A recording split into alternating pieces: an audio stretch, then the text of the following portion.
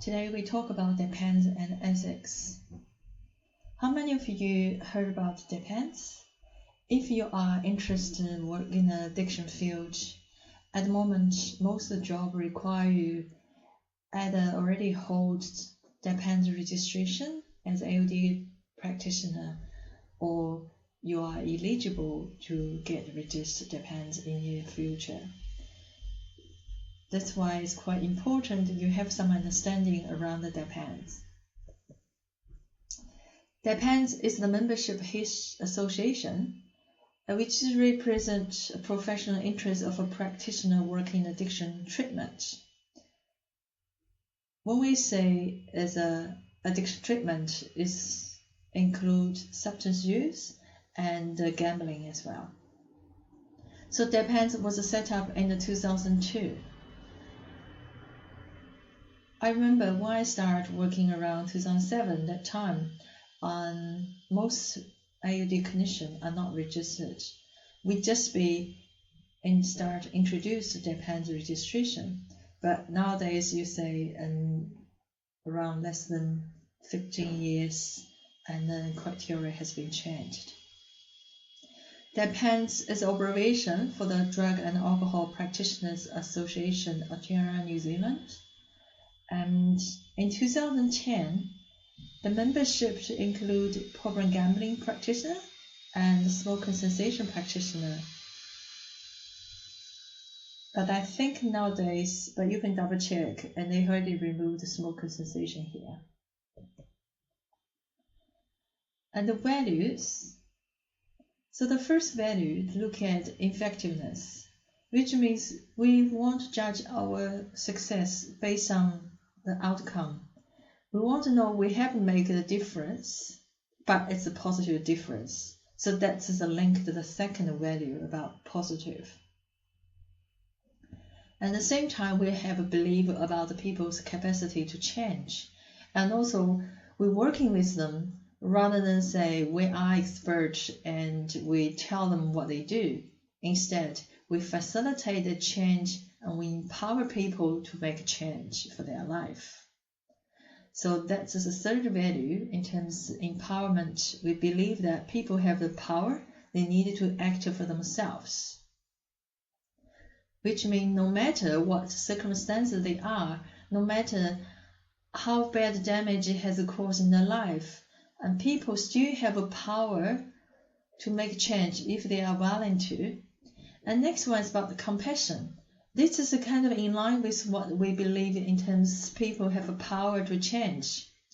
So when someone's reluctant to make change, it doesn't mean people has no capacity to change and people can't change. It's just current the understanding or there are circumstances haven't reached stage and urging them to change. So the compassion would reflect our understanding to them and also in terms of our no-judgment attitude towards them. So no matter what kind of a client you are treating with, we need to treat people with dignity and empathy. And the last one is real. Because we deal with people who have a lot of challenging issues, and it's also during our job, we may handling a lot of a case or scenario which we haven't been told in the textbook or we haven't been handled in the past. As a result, sometimes we don't really know, am I doing things absolutely right, or am I making a mistake, or should I say this or that? So that's really reflect we are real, we are human beings. So we don't feel shame about the mistake we made. And also we don't shy to say we don't know the answers. We're working with people, we acknowledge our strengths and limitations. In that way, we can be very truthful in terms of our action and realistic in our expectation. So that's also reflect when the time we're working with clients, how we set up our expectation towards the client. Every client have their individual needs, strengths, and limitation. So people are different. We can't use the same standard to evaluate every single person's outcome. Therefore, we will be realistic in terms of the goal they will achieve, and also very realistic what kind of a technique and strategy we can use for each client. So that's kind of be real, be human, be ourselves. I used to say in my class, our job is working with people. End of the day, we represent in front of a client. It's not, I'm an AOD practitioner, I'm a doctor, I'm the person have a higher education or postgrad degree. It's more about, I'm the person, who I am. So you will come in front of your client as a package, as human, as a person. So be real is very important. And the process when we're working with others is also a journey we get insight about ourselves. Because there will time you feel intimidated, there will time you feel hesitant, and you feel very uncomfortable. So you just be real about the feeling you have, the real about the situation you are handled with. So those kind of values is also quite important later on when we talk about ethics practice and reflection and supervision. At the same time, when you write your assignment, when you do your case studies, it's also important to reflect how you be truthful and be insightful about your own practice. So DAPAANZ is built on the service roles. So it's really based on what type of job you work. So it's mainly focused on the people if you work in addiction, and you can be registered with DAPAANZ. So no matter what kind of a discipline you come from. Therefore, a lot of DAPAANZ AOD practitioners, they are come from diverse backgrounds. Some may be from social worker, nursing, or psychology, or occupational therapies, or medicine. So you will see people who come from different education disciplinary area, but they register as DAPAANZ. So that we call the build upon service role rather than professional discipline. This makes the DAPAANZ very unique to the community.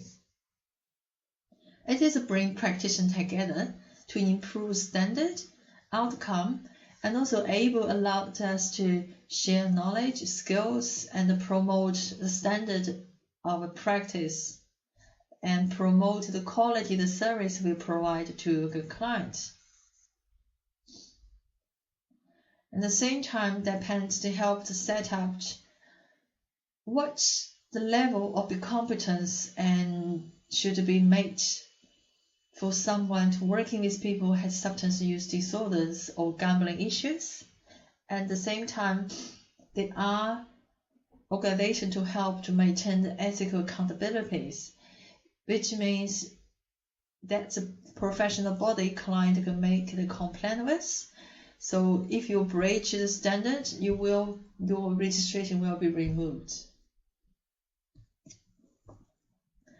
It has active membership of over 1,500 in 2020, and 85% of those work in addiction treatment sectors.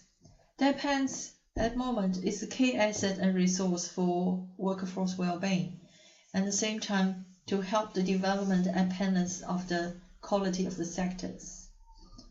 So if you are interested in working in addiction in the future, or you are actually working in the addiction field at the moment, I would encourage you to think about and get connected with DAPAANZ. I think you can be registered as a student membership, and you will receive newsletters, publications, and the press release from time to time, which is free. This is kind of historical figures to show you in terms who will be those members and demographic characteristics of those members. And you can see the number has been steadily growing.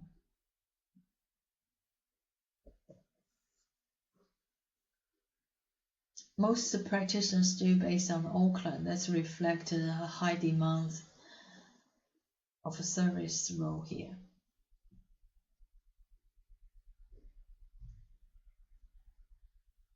And very small proportion of practitioners working in the gambling field.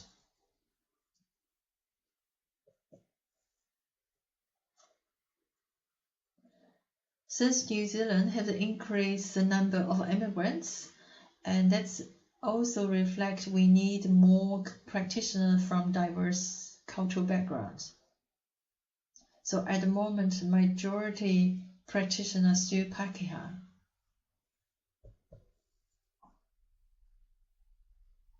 So people ask why need to have a registration body placed here.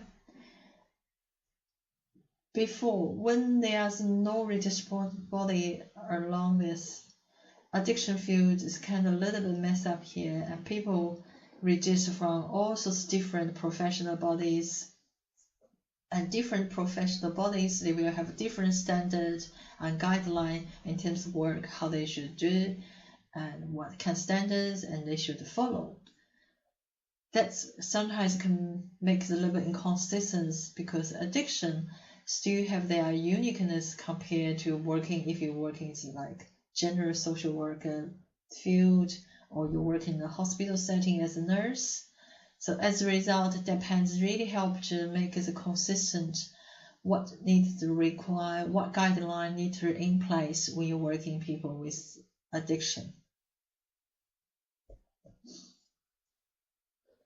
And I haven't found the latest stats, but that's kind of a stats supported by 2011 evidence, and they kind of just show you what kind of qualification DAPAANZ members have.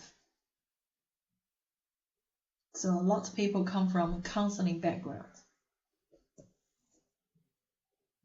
And also increase the people who have a postgrad qualification get registered with DAPAANZ board.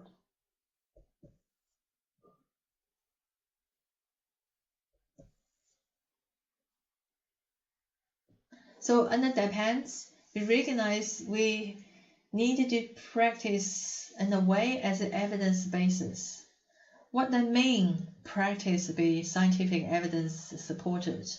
So it's not just you do something you believe so. It's about when you're doing particular practice or apply particular strategy, which has been approved by evidence and the clinical evidence and research evidence. So you know what possible outcome will come up after the behavior has been contacted. And addiction is also less business. It means recovery may take people a lifelong time. So you're not working with people just for a very short period, like a month or 2 months. Sometimes you probably work along with people through their life journey. So that's why I call addiction is a next business. And a lot of addiction service, they have a client that has been keeping in touch for years and years. It's not just a simple like hospital or someone be discharged and then you will be taken off. And a lot of addiction service, we're not just looking after people when they are during the early recovery, we also provide aftercare service and make sure people establish well and settle well in a community. And if they come across issues, challenges, they can still come back to know where they can approach help. So that's just a general introduction in terms of DAPAANZ. And then we move on some general description in terms of ethics. What is ethics? I want to look at this picture. I think some people, if you study psychology, you probably already come across this one.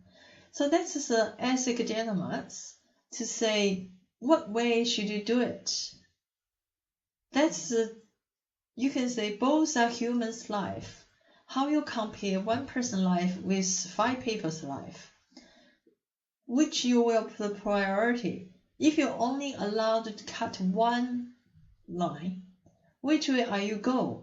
And when you make that decision, what's the rationale behind it?